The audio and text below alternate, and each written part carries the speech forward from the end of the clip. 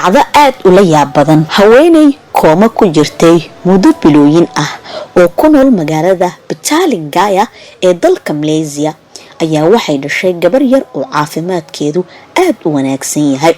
sida ay qortay jariirada The Star ee dalka Malaysia ka soo baxda sanadkii 2018 ayaa Kamaria Awri oo 36 jir ah ay bilowday in ay ka sheekato dhawaaqad iyo in xilliyada qaar oo muuqaalku ka daciifo.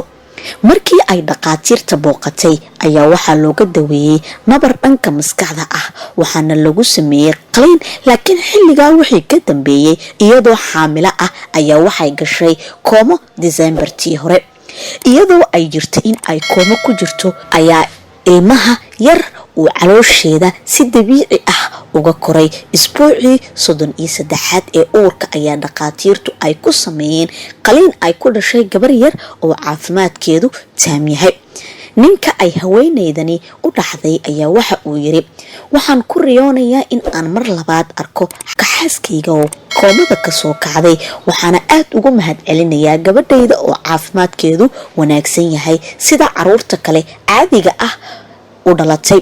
xilli sii horeysay ayaa haweeney u dhalatay dalka Mareykanka ayaa dhashay canug yar iyadoo ay jirtay in muddo 10 sano ay kooma ku jirtay oo aanay ka soo baraarugin kadib markii ay shil ku qariqmi lahayd laga soo badbaadiyay. arintaasi oo keentay in booliska Phoenix ay ka furaan baaritaan sidii haweeneydani ay uurka ku qaaday maadaama ay muddo dheer kooma ku jirtay xiskeeduna uu maqnaa.